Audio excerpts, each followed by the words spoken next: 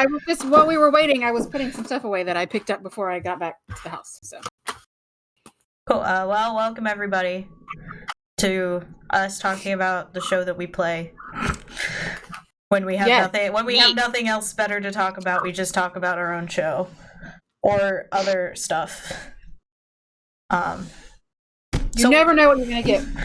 We finished our first on the Seg Train coaster. Yeah, we finished our first arc. Yay! Woo-hoo, we made it! We made it, everybody. We did it. Spoilers abound. Oh yeah, for sure, 100% spoilers everywhere, guys. You've been warned. Because I'm about to say, he ran away. Jack is so angry that he ran away. That just means that he's a coward. Yeah. That's all I hear. That's fine. And Coward. when Mike was like, "What do you want me to do?" and I said, "Well," I was like, first of all, play him as you want to play him. I was like, but your primary objective was to do this, but you're not going to stick around to die. He's like, oh no, yeah, I'm going to run away as soon as I can. He's like, as soon as things look like really bad for me, I'm out. And I said, so he was like, it's because there's some villains that you create that are like in it and they will be there until they will die to their last breath and all that stuff. This guy was like, oh no, I can find somewhere else to do this. No, I'm done. I'm out of here. He did not have the reason to stay. Yeah, Jack was just like all about make sure everyone was getting in there. And then she didn't get a chance to be the tank that she wanted to be. Hey, it's okay. I tried to hit once with a fucking dagger and failed. So I shot 2 arrows and well, I was like I would have gotten 4d6 of damage and I was looking forward to hitting and then it didn't happen. I was so sad. Should have just used magic. It would have had a better chance. Well, your magic wouldn't have done anything. Spoiler alert. He had up a globe of invulnerability. So magic spells underneath a certain level would not have gotten to him in any way. The only thing that you could have hit him with was physical attacks. Oh. Yeah. Jack was ready. She was so ready.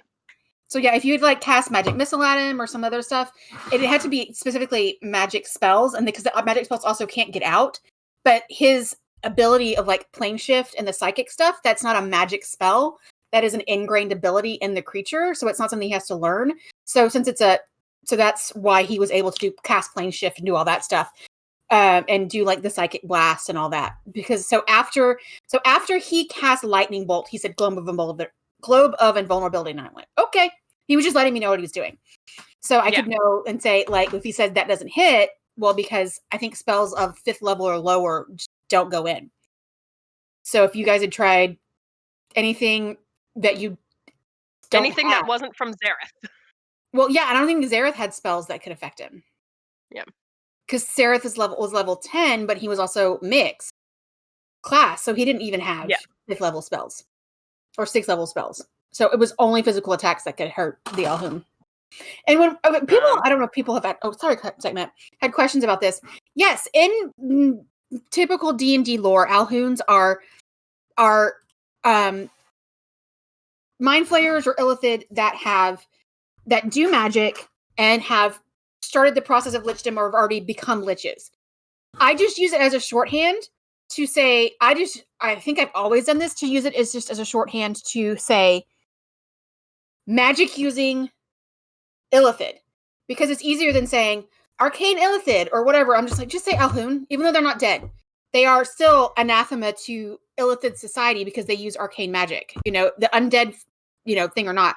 So that's why people kept having questions, because they would look up stuff on Alhun and they would be like, undead? And I'm like, no, because I just like using that word. It's also a really cool word, Alhun. It just sounds cool. So that's why people were like, and so that's it's not just an illithid. They didn't just have the psionic abilities is what it's called, but they also have magic-y abilities. So that's why I just use Alhun. Just a shorthand. Makes sense. I'm never trusting in my ability to not metagame. I'm in reality, I think I'm pretty good at not metagaming. However, I don't trust my ability because, depression is a hell of a drug. And I'm the worst at keeping secrets. So, and that goes into metagaming. So, fun fact. So I actually don't do a whole ton of research into what's given, because especially since Jack's such a himbo, like the fact that she remembered that that the gnomes could be in thrall. I was like, hey, good. I'm glad I rolled high, because there's no actual good reason other than Jack is just very protective of Robin.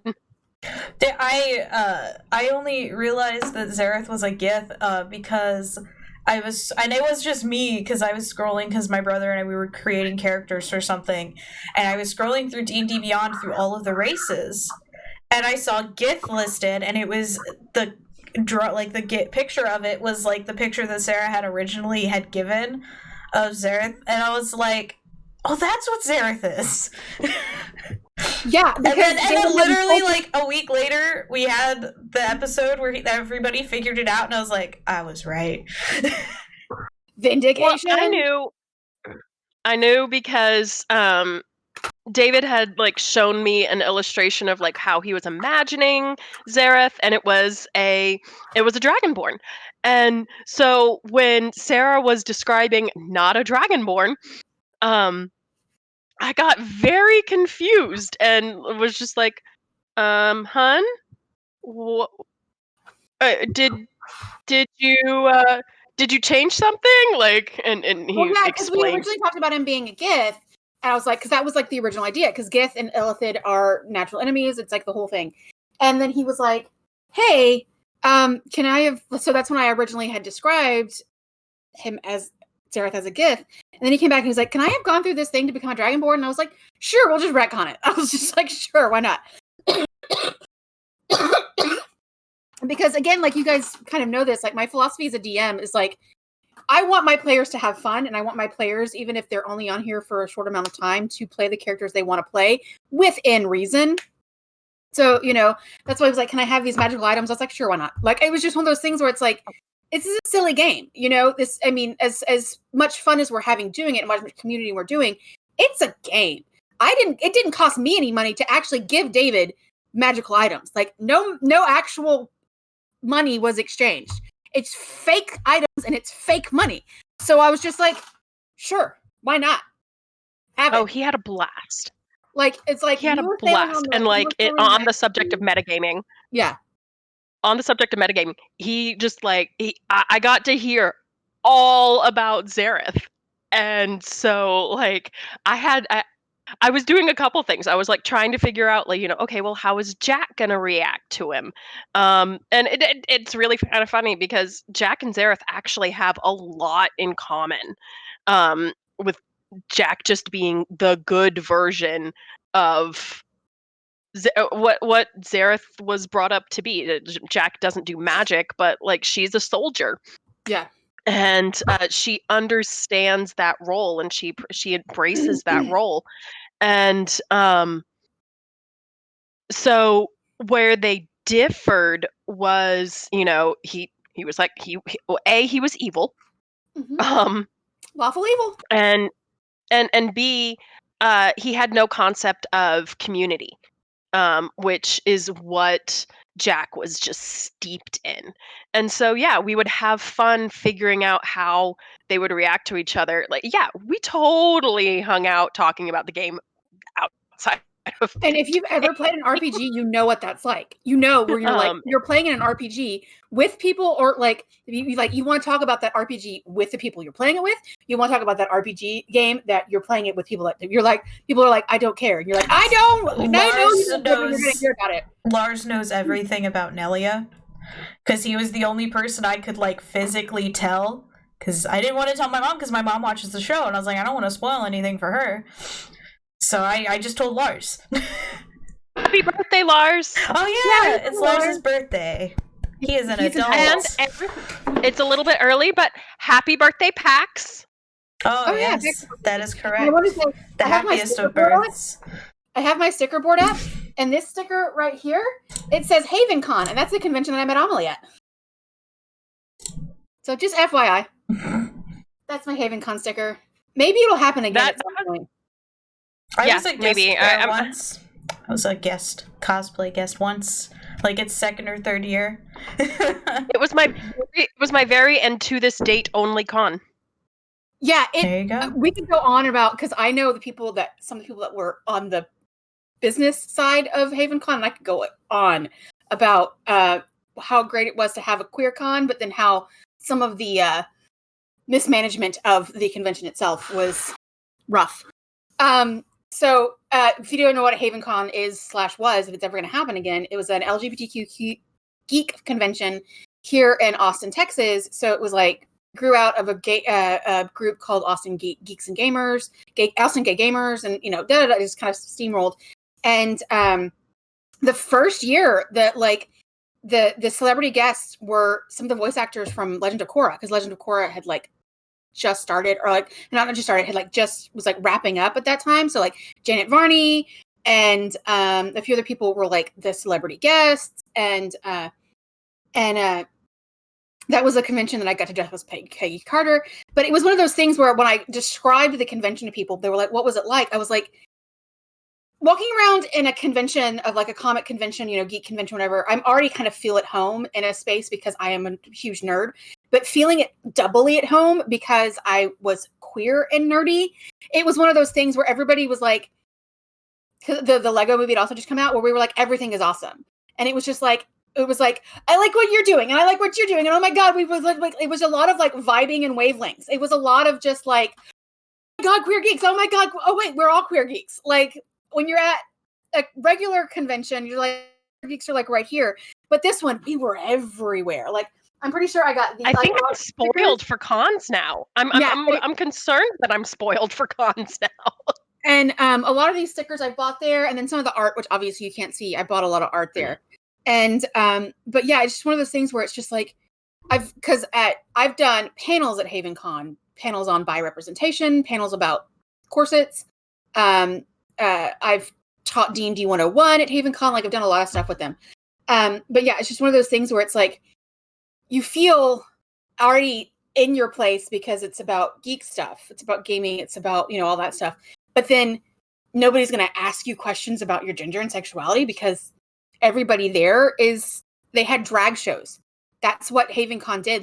They did drag shows and one of the celebrity guests one year was Denise Crosby. If you don't know who Denise Crosby is, that's Tasha Yar from Star Trek from TNG. And she was one of the guest judges that was the year, I think that was the year you came, and she was one of the guest judges for the drag show. And she was like, this was so much fun. She fucking loved it. So I was just like, yeah, queer geeks, what's up? So anyway, there's that. Freaking sweet. Yeah. We might just accidentally turn this entire thing into geeking out about HavenCon, but it could also it was really into how much we miss cons, and yeah, or we could just talk about what cons we could do that better next weekend. Yeah, we could do that next week. This week, arc finale. Yeah. So did you guys have any questions for me about what was going on behind the scenes? What the thought process was? What was the Alhoons? Yeah, what was the Alhoons' goal? Okay, so again, Alhoon's anathema to regular Illithid society because they have. So he had been kicked out of his hive, essentially, the hive mind, and he thought that his way of getting back into his people's good graces was finding a permanent large portal for them to come through onto the material plane so they could take it over. So that's why he was doing all this portal experimentation, is because he was trying to basically open a permanent, and not just a tiny 10-foot one like you guys went through, a permanent large portal rift from the prime material plane into the astral sea so that Illithids would have a place to come through and take over the prime material plane, because brains. That's what they eat. They eat brains. And so they could create slaves, and so they could eat brains. And that's what his motivation was. He thought, okay, if I do this and make this place somewhere where my people could flourish and take over, then they'll let me back in. That was his whole motivation. And that was his purpose. That makes a lot of sense. Yeah. Yeah. Then So aside from him just being evil, like he did have a reason for doing it, but it was just an evil reason. I just realized I plan on giving Whistler backstory dump over during the night fishing date. Oh yeah. Which we need to figure out how you guys want to do the RP stuff, because like I can be there if I need to be NPCs, or if you guys just wanted to like RP with somebody else, I didn't necessarily have to be there. If it's just like a conversation between you and Whistler, I'm like, I don't like y'all don't need to roll anything for that. I don't even need to be there if I don't, you know. Yeah, and since we are changing our Patreon stuff, so we don't have to film that stuff either. We can do it solely via like text message as well now. Yeah. Since just so everybody knows, we're changing our Patreon tiers. Tier 10 you'll have to give us your address because we will be sending you guys postcard-sized prints of our thumbnails without the words. So yeah, because I can make that very easily and give them to people. So yeah, and we love art. I don't know that like RPing dates between Jack and Robin would work because like yes, it would be fun, but we have a fade to black policy basically on the game, and then also, but like so we were chatting about it, and like yeah, I don't mind actually like just doing screenshots of like mine and Pax's conversation. We can talk to Pax about like doing that, but we came up with a whole way of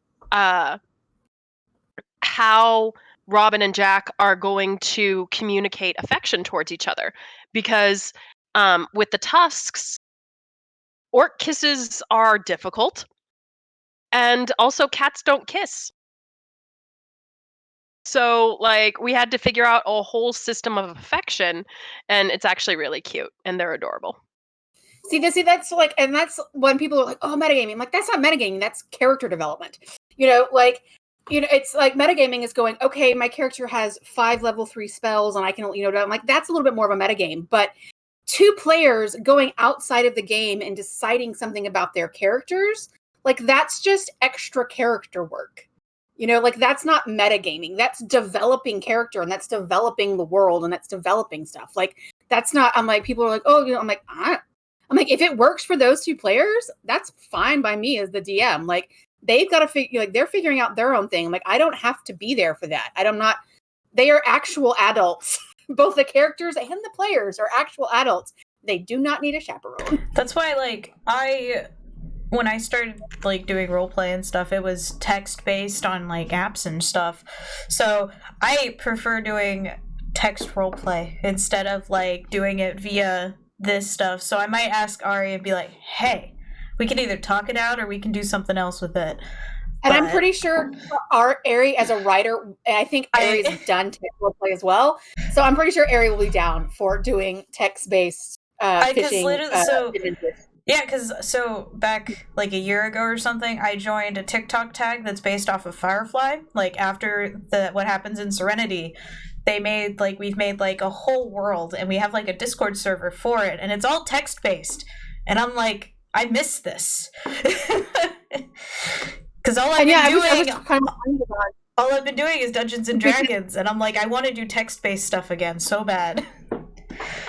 Because they were like in Pax can tell you the same thing, muds and mushes and all that stuff, where that's all you had. Like he was just all text based, and it was like MS-DOS screen prompts. Like that's what it looked like. Early 90s, man. I started on the boards. The message boards and everything with X-Men Evolution. If we're gonna, can we talk about X-Men for a minute? Because I want to talk about X-Men for a minute. Because you brought it up, and goddamn it, I want to talk about this. So I have, because it's something that came up in several different groups in recent times, and it actually goes X-Men to Marvel to me talking about X-Men again. So a few years ago, and it also talks about conventions. And this is the Seg Train Coaster. This is how my brain works. I'm fairly certain both my therapist and other doctors think that I have ADHD. I just have never been diagnosed. Okay. So, and here comes my cat. So a few years ago at a convention, a different convention than where I met Amelie, there was a brother sister duo that like did podcasts or something about geeky stuff, and they were talking about comic books. And I was like, okay, I'm gonna go watch this. And it was right after the Spider-Woman comic had come out, where you could see all of the things, and they were making they tried to make the point that, and this, they had side by side the Spider-Woman cover and then the cover and then a picture of Spider-Man. And like the same pose. And they were trying to make the argument that these were equivalent. There was an equivalent between the two things. And I was like, no. I got up and I was like, let's parse these images, shall we? I was like, first of all, you cannot see the outline of Spider-Man's ass. First of all, you cannot see out of Spider-Man's asshole. First of all, you cannot see Spider-Man's labia with Spider-Man had labia. Like, I was like, the picture, if you look at the center of the picture on hers, it's her ass. If you look at the center picture on his, it's his eyes. Like, I was just like parsing it and like just going off. And this brother and sister are sitting up there, like they're supposed to be leading this thing. And I was like, no, you're not going to do this with me. People clapped for me. Like, people were like, I went on a 5-minute long, like I was not having it. And so that's been coming up again. People have been like resharing it in like different like memes and stuff. It was like a Tumblr thread that people have started sharing, and it came up on a Facebook group for D&D women who play D&Ds, because they were talking about people were talking about like red flags and green flags for finding people at tables, and one of them was talking about and they also talking about finding minis that weren't like boob armor, kind of thing. So talking about that. And so one of the other things that I talked about when it's talked about in the Tumblr thing was talking about male fantasy versus female fantasy. And I was like, and this is where we're going to be back to X-Men. I'm like, listen, if you want to talk about male fantasy, like male power fantasy, like that's how you get Batman drawn with like this, whatever. And I was like, but I guarantee you, if you ask most people who are attracted to men, not say all women, but most people of any gender that are attracted to men, and they're going to tell you the two, and this is not scientific, this is all anecdotal, but the two superheroes who come up the most for most bangable superheroos are Nightwing,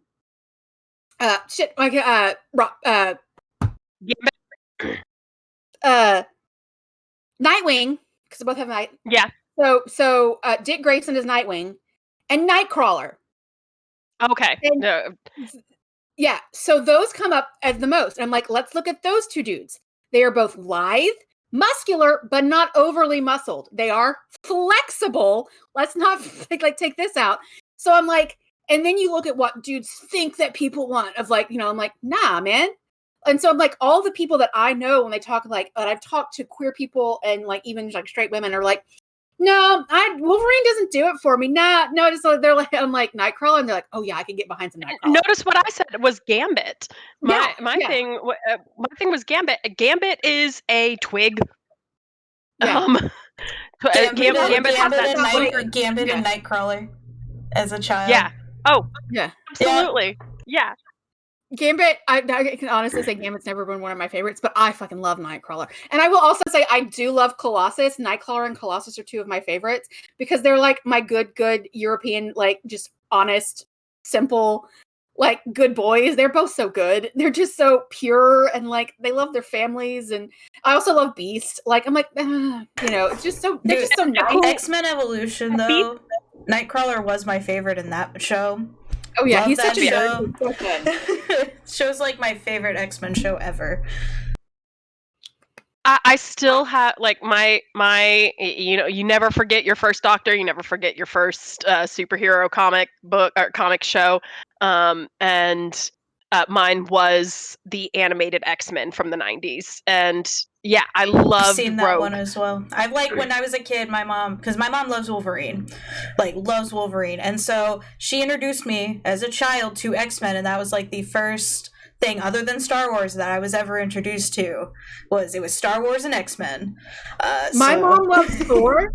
She will tell stories about how, growing up in East Texas, she would be given her, when they would go into town, because they had to come into town because they lived in the country, and she would go buy Thor comic books. And it's the drugstore in a small, in a small town, by small town, I mean several hundred people lived in this town. And she would go buy Thor comic books. And I'm like, right on, Mom. In the 60s. That was what I was like. So Mom was really excited when the MCU started getting really big. She's like, oh, okay. movie. She's very excited.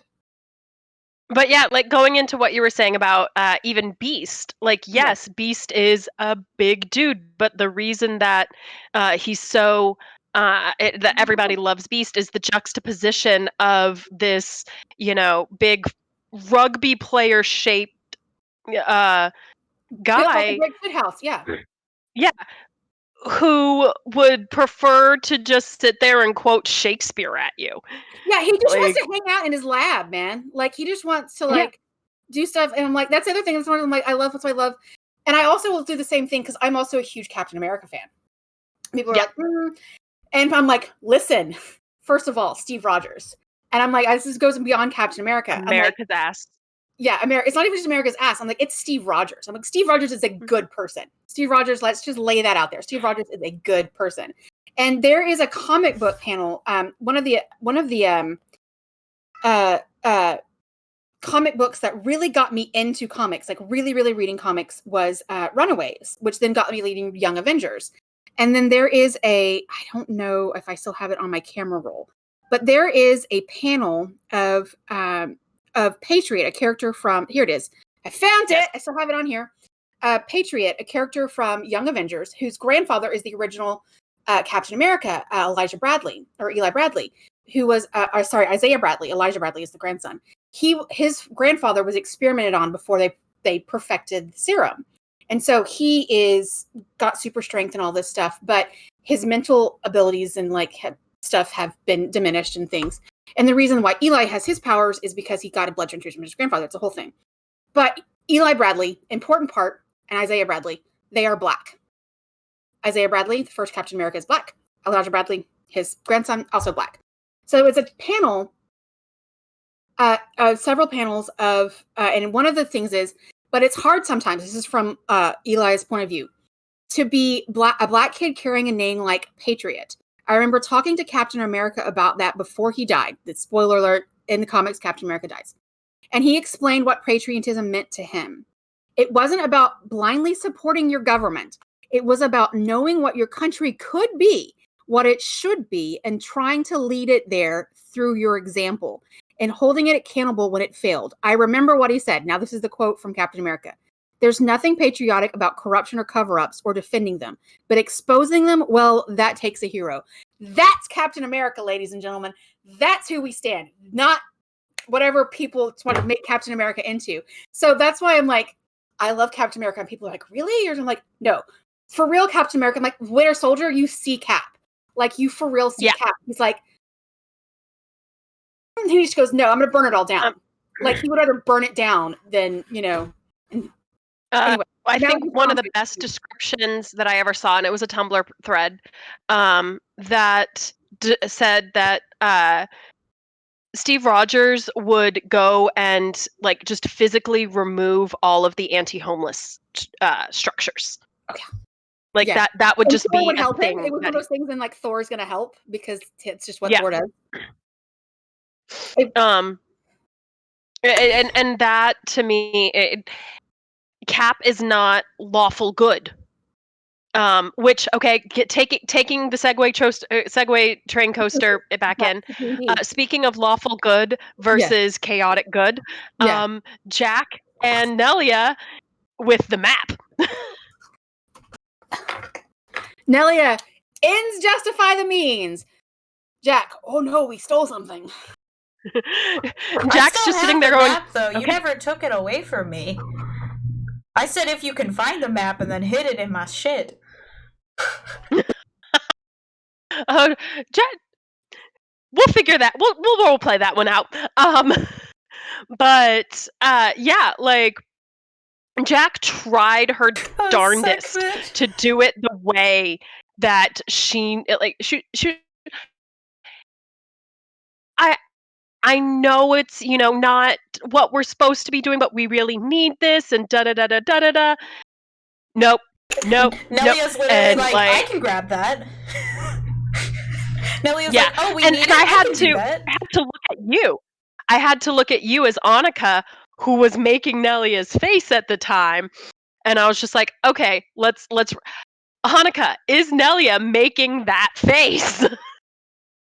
And you're like, yes. Nelia overheard you guys say, like, we kind of need this map, and Nelia's like, oh, we need it? I can do that. And I was like, I'll take it for you guys, don't worry. And the way I justified it for Jack was that Jack likes Nelia. Like, Nelia or Mick? No, Nelia. No, Jack likes Nelia. Jack doesn't understand Nelia, but Jack doesn't have to understand someone to like them.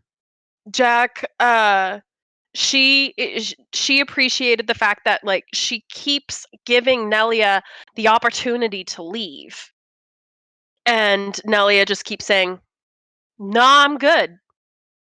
Like, and so Jack is just like, okay, if you are going to, Jack values loyalty, and that is what Nelia has displayed so far.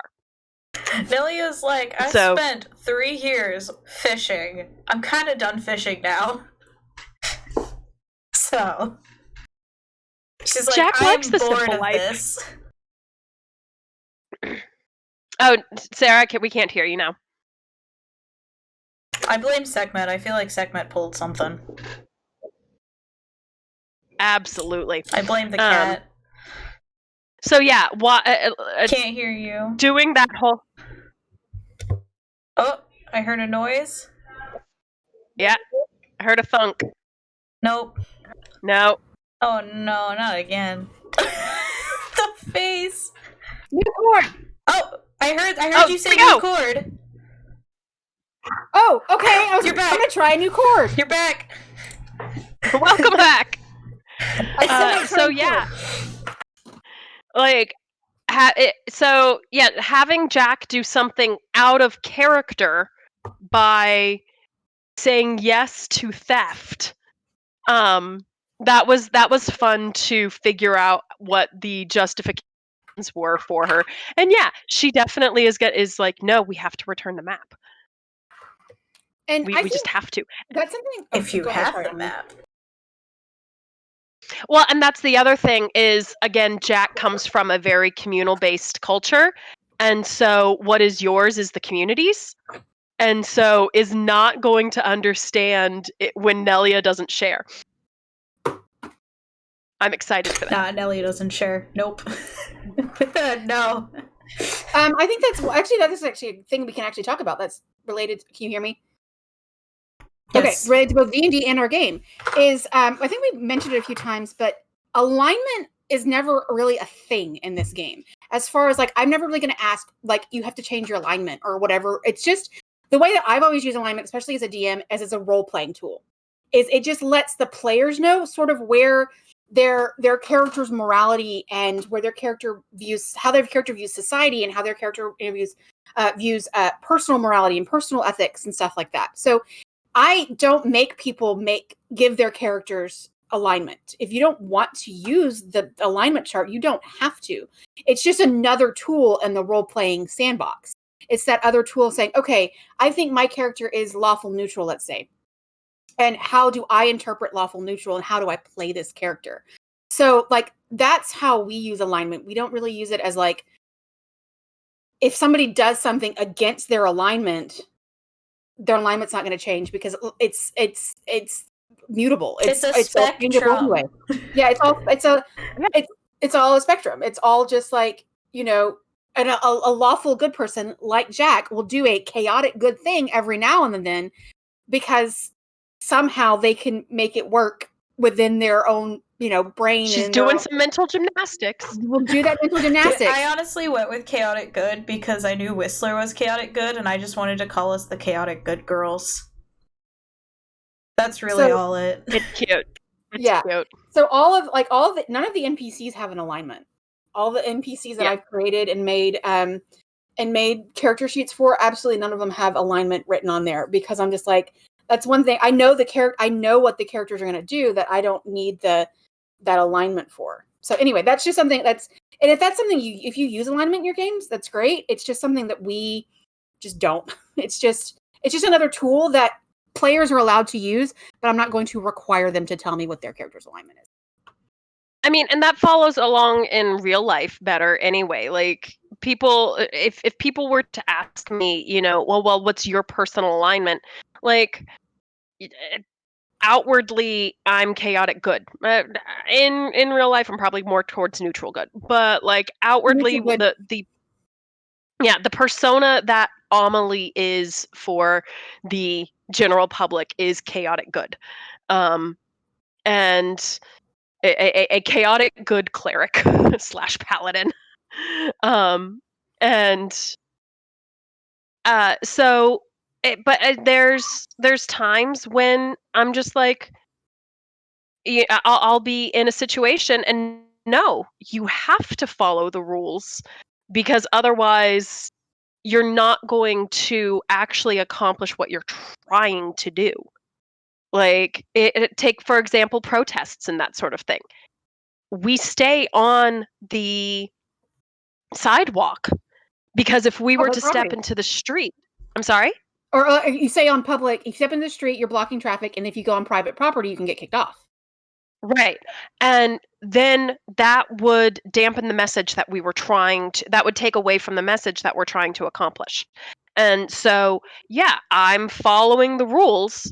I'm ACAB, and if I'm at a protest, it is not my role to escalate with the cops by disobeying their orders. Yeah. It is my role to get the message across. Yeah. So, like, yeah, I'm definitely chaotic good who follows the rules when I need to. Like, there's yeah. Well, like I like in life. Yeah, I always like to say, like, well, to even relate it to TTRPGs, I am fairly neutral good in my life, but there is a website called The Trove, and it has a bunch of PDFs for almost every role-playing game that I've ever heard of in my entire life, and some that I've never heard of. Here's how the neutral good versus chaotic good goes on. Neutral good. I really am like, God, I feel kind of bad about not paying for these things. But the only things I actually take from the Trove are from the big companies.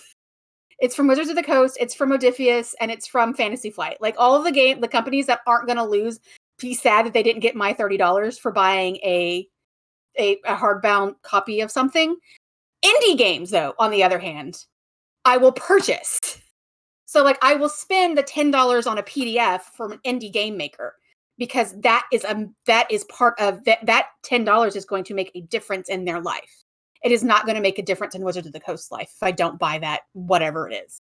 So I use the Trove for the bigger games like Vampire, Werewolf, Dungeons and Dragons. And that's not to say I don't buy books. I love books. I have an entire shelf over here.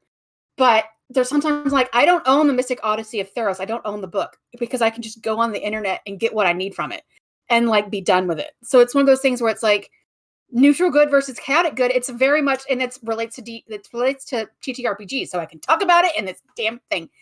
And so I'm like, and the funny part is, I'm sorry. Oh, so go ahead. So when I get the PDFs from the Trove, a lot of times I'm like, you guys know we have a drive on our Yas Google Drive where any game that any of us like purchase via PDF, we share with the community. We're like, here's, and like I kickstarted Thirsty Sword Lesbians, so I was like, here's Thirsty Sword Lesbians. I'm like, if I play it, I'm playing with new players. Whenever I get Wanderlust or Wanderhome, it'll be in there. Yeah, I backed it a year ago. They're still like, we're working on it. I'm like, I just want the PDF. Yeah. So it's like, so what is neutral good versus chaotic good versus lawful good? Like, we're sharing with the community, which is something that should be lawful good, but we're also not, some of us spent money, but not everybody spent money. So is that a chaotic good action or a neutral good action? You're like, I don't know. They're all good. It's just, we're just being nice to each other and we're supporting indie developers. I don't know what else to tell you. That's what our alignment is. And that's the funny thing is, like, per the player's handbook, that is a set of moral codes, which is lawful. Yeah. So, because, like, it's your own personal moral code. Yeah. So, like, according to the player's handbook, that whole thing is lawful good. Yeah. So that's why I'm like, alignment. So you can see alignment is guidelines. Yeah. It's guidelines, yeah. So it's just one of those things, like, I have a character, the character that I'm playing, and the only character that I'm actually PC, I have a PC right now, is a game that I'm playing with some college friends. and most of them had never played D&D before. So when they created their characters, like they went by the book literally, and like gave them, alignment. They went down the thing as they were creating. And so I was given a little bit more leeway because Alice was like, I know you've played forever, and I DM'd her. So it was one of those things where it's like, she knows what you're talking. She's like, you know what you're talking about. But I still gave my character an alignment because I wanted her, because I came in a game after everybody else. They asked me after they played one game, and they're like, oh wait, Sarah likes to play D&D. Maybe we can ask her. Also, they brought me in because I know what I'm doing as far as rules. And even Alice as the DM is like, Sarah, I have a question. She's like, she'll like come to me as like DM help, and I'm like, whatever, you're the DM. Make a ruling. She's like, okay. But like I gave Odit an alignment because everybody else has an alignment. So if they ask, like I can say Odit's neutral good. She's a paladin. Which used to be paladins had to be lawful good. Sorry, every time you're like, I always play paladins, so you're like, it's a paladin. I'm like, I'm not surprised. I love paladins. Maybe we should. Well, and I was going to say that's a good question we could ask to just talk about what our favorite D&D classes are. Favorite D&D classes and races, but I like magic users. I am comfortable with magic users. I like playing Alethra's clericiness well. That it makes sense to me. It follows in. I just created a new character, Bakit, who's a warlock. And I'm figuring out how that's working for me. So warlocks are my least favorite class. I just don't get it. Like I understand the mechanics. I'm just like, I just don't get it. Like there's a difference between understanding and getting it. Like vibing with warlock, it's just yeah. I think we know what Annika's favorite race is. What race? First, what favorite D&D race in class? Oh, race is tiefling. Tieflings. Class is, I like rogue. Rogue is fun right now, even though I haven't really gotten to do anything with it. You stole a map. Okay? I stole a map. That's it. And I slid in money. And I stole money. Yeah. I like monks too. Monks are fun just because they can do all that. I need to create a monk. I'm also doing a sorcerer barbarian right now, which is fun. Wild magic sorcerer who is a barbarian because she got anger issues. And they have the magic barbarian right now. They have the wild magic barbarian. Is that a thing? I don't have Tasha, so I didn't know. I think it is. Give me a second. I just made a level 2 sorcerer and a level 1 barbarian so that I could cast a spell, then rage, then end my rage, and then cast more spells. Let me look. Yeah, Tasha's told me everything. What I need to figure out about warlock is like how to get comfortable with the warlock system, because it's a lot of like making it's wild magic. I can't see your camera's really like pixely, so I couldn't see it. It's Path of Wild Magic. So in Tasha's Children of Everything, there are 2 new primal paths. One is Path of the Beast, and the other one is Path of Wild Magic. Oh. So if you get to 3rd level and you're barbarian, you can take true. a Path of Wild Magic. I can. Yeah. Okay, sorry, Amelie. Keep going about you're talking about warlocks. No worries. To find this. Yeah, no, I'm trying to get comfortable with it. That's all. It's really fun because what I decided.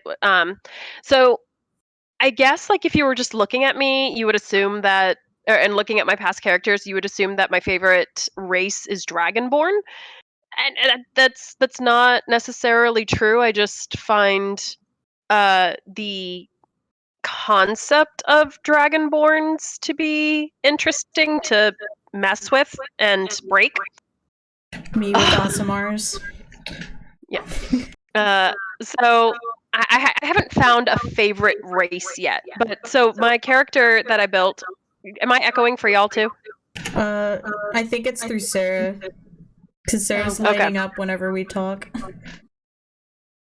And so what he is a Dragonborn, but he's several generations removed from the dragon that sired his line. So he looks human except for like a couple of things, but it's from a fire line, and so like I keep giving him just like fire themed stuff, which is fun. And so yeah, one of the other characters is like, I couldn't find you. I wasn't sure if you had gotten into a fight or something. And he's like, if I get into a fight, you're just gonna see scorch marks. Follow the scorch marks. And they're like, okay. And then like later we got into a fight, and no, we can't hear you. You're on mute. I know. I was gonna say, I put. Can you hear me now? Yes. Okay. I was sorry. I was no actually testing it in Discord. I put in a different I did a different chord, so we'll see how it goes. Yeah. And so we got into a fight, and he did the fire breath, and like finally, like because was getting carried away by a winged creature and got dropped finally, and the character was just like, "Oh, are you okay?" and da da da, and my guy was like, "Yes, I'm fine, I guess, but yeah, scorch marks." Because like his Eldritch Blast is a fire whip. Okay, I was gonna say there's a few interesting things. Talk about Path of the Wild Magic. If you choose to take this, Annika, because I'm helping Annika make their character, at 3rd level, when you enter a rage, this is called Wild Surge. The magical energy rolling inside you sometimes erupts from you. When you enter a rage, roll on the Wild Magic table to determine the magical effect produced. And there's a Wild Magic table on this one. So many Wild Magic tables, because I'm doing Wild Magic Sorcerer and then Barbarian, and it was so funny when I picked that, because as soon as I picked Barbarian, Lars was like, "Why would you do that? You can't cast when you're enraged." And I was like, "Yeah, that's the fun part." And I will say, I don't know if this is purposeful or not, but if you guys have Tasha's Cauldron of Everything, I'm pretty sure it's in both. You look at the Wood Elf Barbarian of Wild Magic, if you look at the image of them, it's a very interesting image, and it could just be that I am hoping that Wizards of the Coast is doing this, and I'm projecting, but I think it looks like they might have top surgery scars. Again, it's a little bit really pixelated. Just take a picture and send it to us so that we can chat. We can discuss that way. Again, it could just be the shadow, but it's a character that's kind of coded as a little bit like sort of femme, and that they have a long braid and they're wearing a skirt, but they also have on just like a harness and no shirt. So I'm taking a picture and I will send it over. And then I could show my phone and just be like, "Here it is." Are you putting it in Discord or in the Messenger? It's easier for me to do it in the Messenger. Okay, I just sent it. Downloading photo. I see. There you go, people on our stream. You can kind of see it better. I could see. Yeah, no, I can definitely see that, and yeah, I'm with you on that.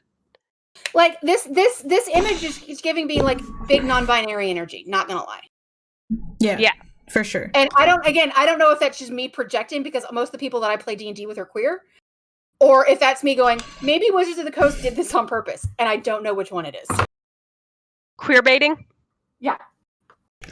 I mean, either way.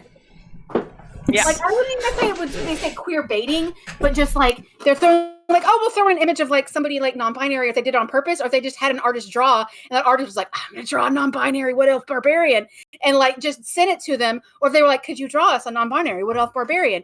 Or like, I don't know what the purpose is, or if the artist who just drew it was like, yeah, they have top surgery scars, and if people see them, they see them. If they don't understand what that is, then they don't understand what it is. So it's like, I don't know where we land on that, but that's what I'm getting from it. Yeah, which is how queer people had to move through art and media spaces forever until the internet. Yeah. So it's like, if you see it, you see it. It's like that look we were talking about. That look between Meghan Markle and Oprah. You see it. If you don't, you don't. And I don't know how to explain it to you. Speaking of changes in queer culture and everything, I had completely unrelated to gaming. I had a really heartfelt experience this week. I'm part of the queer diversity and inclusion group at my work, and one of the people who has a trans son said that their son didn't admitted to them that their son didn't understand why it was so hard, why people said that it was so hard to be out. Aww. Yeah, and like this kid is like elementary school, like pre-teenager age. And I was just like that. Yes, he needs to know the history of us. He needs to be taught. And it means that the work that we have done, what we have done, and the people that came before us have done, the people that came before them have done, has made a difference. Yeah. It's the arc of justice is long, or the arc of history is long and bends towards justice. Yeah. So it's one of those things where it's like, so the closeted, wasn't even aware she was queer Sarah in high school, kind of like just being really obsessed with drag queens. Like, kind of thing. Like, I was just really obsessed with drag queens and like drag culture and like all of this other queer stuff. And like, I was like, oh, and then I came out and I was like, oh, well, I'm an idiot. But this is going to relate back. You're talking about the drag queens. If you have, I watched We're Here, the show on HBO with Eureka, Bob, and Shangela. And they did a episode in Ruston, Louisiana, which is about 45 minutes away from my hometown. I cried. I'm not a crier, you guys. You guys know this about me. I am not a crier. I think I cried in almost every episode, but the one in Ruston, Louisiana had me bawling because again, it's very, very close to my hometown. And I'm like, I could only imagine, like, I was thinking back to baby Sarah in like high school.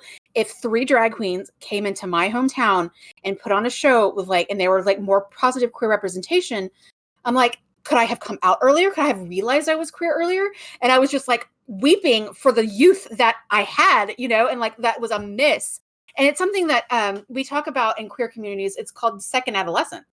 And it happens to queer people, both people who come out gender and sexuality and other things. So a lot of people who, especially trans people of any kind, especially with surgeries and hormones, will go through a second adolescence literally because their hormones are changing.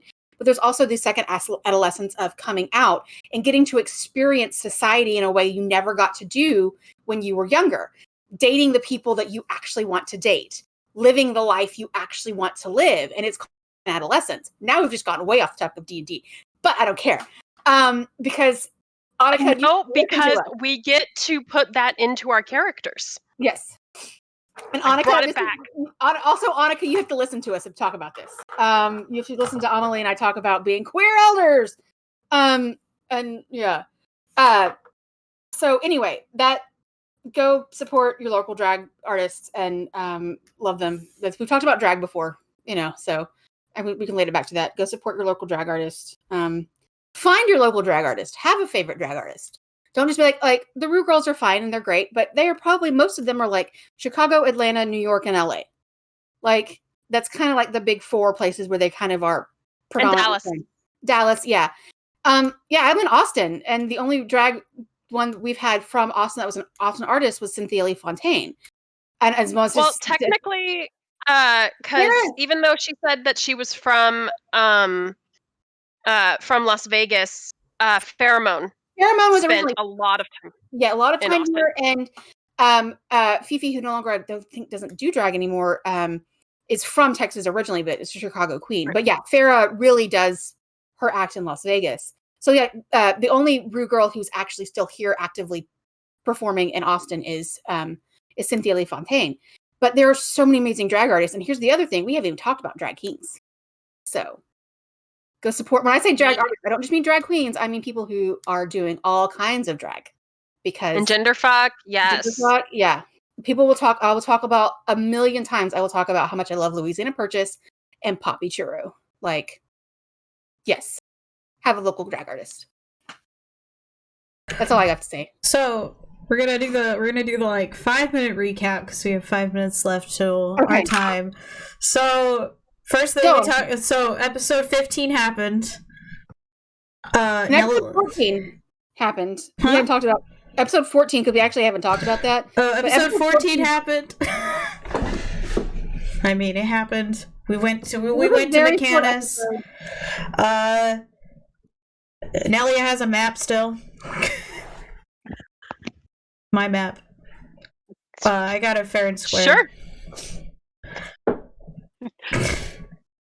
No one was Jack watching it. It's mine now. comic books, how to tell if you're queer, you just who you like in comics. That's basically all I got from that conversation. And it was true. I don't know what else was there. Don't go by. We talked about alignment. Yeah, a little bit. Alignment doesn't really matter.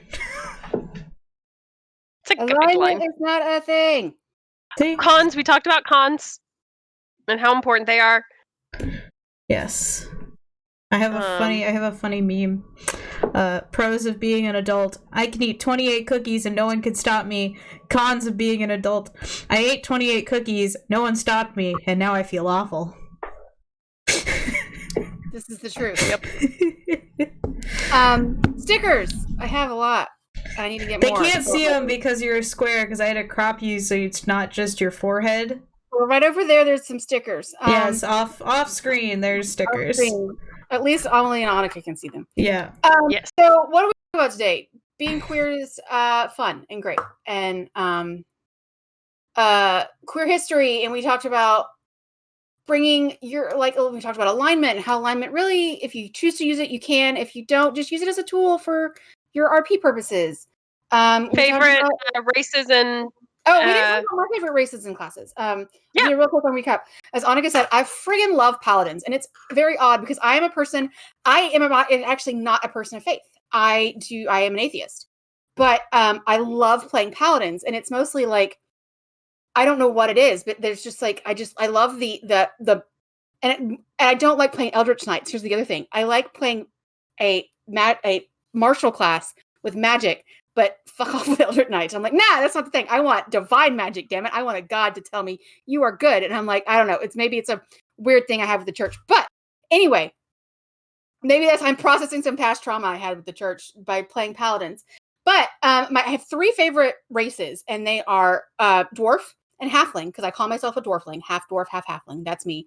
And half orc. Those are like, because again, it's like justice for half orcs kind of thing. Kind of like justice, like they're just super rad and they're great. But yeah, if I am playing in a game, I have to physically and mentally go, don't play a dwarf, don't play a dwarf, don't play a dwarf, don't play a dwarf. Because otherwise I will play a dwarf. I mean, so technically I do love tieflings. Yes, tieflings are one of my favorites. But I have started to like Aasimar just because fallen Aasimar are cool as shit. And in the game where I'm playing the wild magic sorcerer barbarian, I am a fallen Aasimar, and I want the redemption to become a protector one so bad. That's what I'm doing, because I like that. It's so cool to me. Like races I can break. Like half orcs. Half orcs. I have turned Jack into this frilly, super femme, super community based, my half orc Odit, my half orc paladin, the one I'm playing right now, Odit. She comes from a very happy family. Her father is an orc. Her mother is a human. They are still together. She grew up on a farm, very happily married. She's got 2 older siblings. Her sister sister is the one who's going to, and her sister's not even the oldest. Her brother's the oldest, but her sister's the one who showed the most aptitude and love for taking care of the farm. So her sister's going to get the farm. That's and then Odit's going off doing her paladin thing, and her brother owns a weaving shop and weaving and dyeing shop in town. It's one of those things where it's like parents. No, it's her brother then. Yeah. It's like parents, she grew up on a farm with goats and all this other shit. And people, and because we're playing in Forgotten Realms, so we're playing in Faerun, so there's all everything written into it, especially because we're being Phandalin, is orcs bad, blah, blah, blah. And Odit's really? Really? It's just coming up against that fantasy racism, and people are like, well, and she's like, my dad is amazing. And she's like, my siblings, blah, all this other stuff. But there's a friend of mine asked if I wanted to guest with a Witcher campaign that they're doing. She's like, do you want to come in and guest in that? And I said, yeah, I'd be interested. I'm like, I can find the information on the Trove, which I did. And I was like, is it bad that I want to be a dwarf? And they're like, no, that's fine. And I was like, because I always play dwarfs in D&D too, but it's a completely different system. And I'm still like, can I play dwarf? I mean, so my Aasimar looks human, basically is human, doesn't know that they're an Aasimar. They're raised by dwarves. And the way, and it's really funny because huh? Is it like Carrot from Discworld? I have no idea. Oh, read Discworld, Annika. Oh, I think Tanya and Adam made that joke too when I made up this. Yeah. But so I'm playing with Tanya, and I'm always, and of course, since Tanya always does the not a minotaur, I'm like, not a dwarf. And I decided that my dwarven homeland is like, I've been talking in a Russian accent, and it's a mother dwarven homeland. Yeah, makes total sense. Yeah, raised complete just city of dwarves, and that's where she was raised. But she's human, and she's just like, here I am. Yeah, one of my other old OCs, a PC that I played, Amonzel, she was a silver dragonborn paladin of Moradin because she was raised by two dwarves, her dads, and she had two older sisters, one of whom was a dwarf and one of whom was a gnome. So she had older sisters, not bigger sisters, because by the time she was like 5, she was as tall as her dad's. Yeah. Kind of thing. David about orc. Ask David about Gork the orc sometime. Oh, okay. Yeah. Yeah. And I bring it back, and I was going to say one thing. We're talking about races. If you want to see a race played interestingly, I just bring it back around because I was talking about Critical Role. In The Adventures of the Darrington Brigade, Liam plays a character who is a non-playable character class. He plays an ogre. And his PC is an ogre. And he's like the sweetest, dumbest, amazing character. He's a mix between Ludo from Labyrinth and like, who did I compare to him? Very much Ludo from Labyrinth. He tells everybody that they're pretty, and is like Sarah. His voice is very much like Sarah, friend, kind of thing. So it's like, if you want to play an ogre and buck that stereotype, play a damn ogre, man. Like, dude. So Lars and I made up like a misfit group because Lars and I love making misfit duo groups. So the newest one that we made was Orlok and the Wiz, and the Wiz is a Fearbolg wizard. And then Lars is going to be a goblin rogue, hopefully arcane trickster. And so you got like the very, very big Fearbolg and then tiny little gremlin who's like his best friend. And like my character holds him in like the baby carriers. Because otherwise he'll walk away because he's feral gremlin. So my character always just has to like put him in the baby carrier to carry him around. It's so Use funny. The goblin, yeah.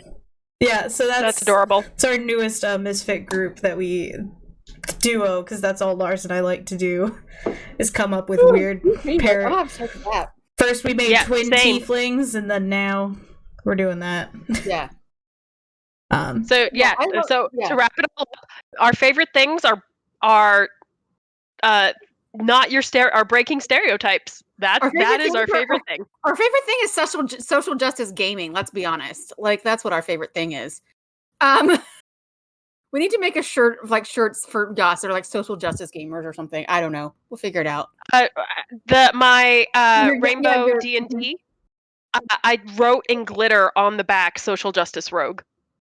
So yeah, because I'm super social justice bard. We've talked about this.